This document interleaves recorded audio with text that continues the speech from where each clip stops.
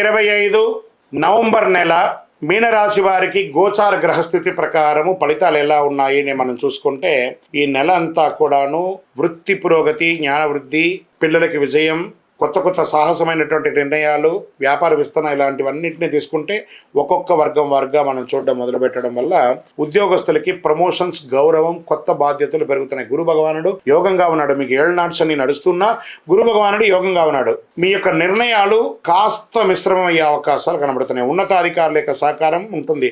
ప్రభుత్వ ఉద్యోగులకి బహుమతులు లేదా ప్రశంసలు లేదా అవార్డ్స్ వచ్చే అవకాశాలు గట్టిగా ఉన్నాయని కూడా చెప్పచ్చు. వ్యాపారస్తులకి ఎక్స్పాన్షన్ ఆఫ్ యువర్ బిజినెస్ కొంచెం వెయిట్ చేసి చేయండి. ఉన్న వ్యాపారాన్ని చేయండి, కానీ కొత్త పెట్టుబడులు, కొత్త వ్యాపారాలు ఇప్పుడు చేయకండి. పెద్ద పెట్టుబడుల మీద చాలా జాగ్రత్త అవసరం అని కూడా చెప్పుతుంది. ఇంకా 20వ తారీఖు తర్వాత కాస్త జాగ్రత్త పడాల్సినటువంటి సమయం. ఇంకా ప్రైవేట్ రంగంలో ఉన్నటువంటి వారికి ప్రాజెక్టులో బోనస్ లేదా పదోన్నతి కోసం ఎదురు చూస్తున్న వాళ్ళకి కాస్త ఆలస్యం అయ్యే అవకాశాలు ఉన్నాయి.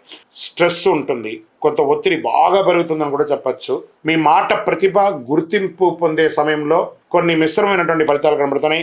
రాజకీయ నాయకులు ప్రజాక్షేత్రంలో వెళ్ళేటప్పుడు జాగ్రత్త, మాట తూలకండి. వాహనం నడిపేటప్పుడు జాగ్రత్తగా ఉండండి. వ్యూహాత్మకమైనటువంటి నిర్ణయాలు కాస్త మీకు మిశ్రమ ఫలితాలు ఇచ్చే అవకాశాలు ఉన్నాయి.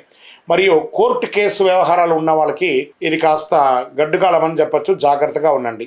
ఇంకా ఐటీ రంగం వారికి చెప్పడే అక్కర్లేదు. స్ట్రెస్. కొత్త ప్రాజెక్టులు, ఆన్సైట్ చేంజెస్ కోసం ఎదురు చూస్తున్న వాళ్ళు వెయిట్ సమ్ టైం. ఇంకా విదేశాల్లో ఉద్యోగం చేసి అక్కడ ఉద్యోగం పోగొట్టుకొని ఉద్యోగం ఎదురు చూస్తున్న వాళ్ళు ఇంకొక 1-2 నెలలు వెయిట్ చేయండి. మంచి ఫలితాలు రాబోతున్నాయి. విద్యార్థులు చాలా కష్టపడి చదవాలండి. ఈ యొక్క ఎక్స్పోర్ట్ బిజినెస్ చేసే వాళ్ళకి కూడా ఎల్సీ రాకుండా ఉండడం, లేకపోతే లేట్ అవ్వడము, మీ యొక్క రీచ్ కాకుండా ఉండడము, ఇలాంటి ఇబ్బందులు వచ్చే అవకాశాలు కాస్త కనబడుతున్నాయి. ఈ యొక్క స్త్రీలు ఎవరైతే కుటుంబ స్త్రీలుగా ఉన్నవాళ్ళు, వ్యాపారంలో ఉన్నవాళ్ళు, ఎంటర్ప్రెనర్గా ఉన్నటువంటి మహిళలు, మీనరాశిలో ఉన్నటువంటి వాళ్ళు మీరు ఆరోగ్యం పట్ల జాగ్రత్త వహించండి. అధిక శ్రమ తీసుకోకండి, ఎక్కువ ఆలోచించకండి. ఎందుకంటే కొంచెం మిశ్రమంగా ఉన్నప్పుడు మన వ్యక్తిగతంగా డిజాల్వ్ అయ్యి కాస్త ఆరోగ్యం పట్ల శ్రద్ధ వహించుకుంటే మంచిది.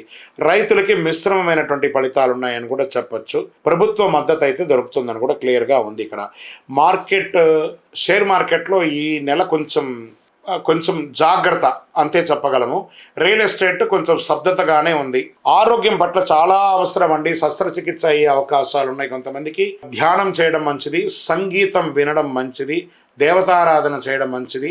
ఒక శస్త్రచికిత్స కూడా అయ్యే అవకాశాలు బాగా కనబడుతున్నాయి. వాహనం నడిపేటప్పుడు జాగ్రత్త. డాక్యుమెంటేషన్ అంతా సంతకాలు పెట్టేటప్పుడు లేదా షూరిటీ ఎవరికి ఇవ్వకండి. దానివల్ల మీరు నష్టపోయే అవకాశాలు ఉన్నాయి. ఈ నెల కొంచెం మీనరాశి వాళ్ళు మిశ్రమమైన ఫలితాలు అని చెప్పచ్చు.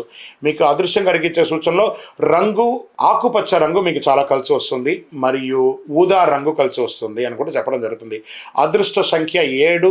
ఉత్తర దిక్కు ప్రయాణాలు మీకు చాలా కలిసి వస్తుంది అని కూడా చెప్పచ్చు. ఇంకను కొంచెం గ్రహాలన్నీ కూడా మిశ్రమంగా ఉన్న సమయంలో మనం ఏం చేయాలి?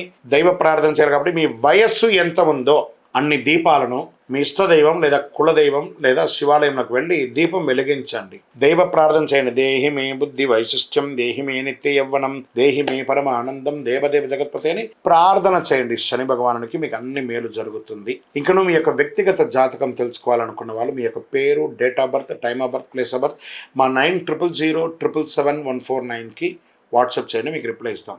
ఇంకా ద్వాదశ రాశి ఫలితాలన్నీ కూడా చూస్తున్నటువంటి ప్రేక్షక మిత్రులందరికీ కూడా మా టీవీ ఛానల్లో వస్తున్నటువంటి కార్యక్రమాలన్నీ మీకు నచ్చుంటాయి అనుకుంటున్నాను. ఒకసారి లైక్ చేయండి, సబ్స్క్రైబ్ చేయండి, మీ మిత్రులకు అందరికీ కూడా షేర్ చేయండి.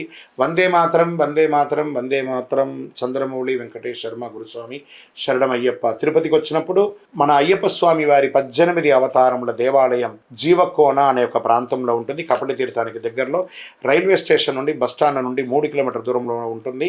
మన దేవాలయంలో అడుగుపెట్టి ప్రదక్షిణం చేసి మొక్కుకున్న వాళ్ళ కోరికలన్నీ కూడా నెరవేరాయి. ఎంతోమంది మాకు చెప్పున్నారు. రండి, దర్శనం చేసుకోండి. విజయవస్తు. శరణమయ్యప్ప.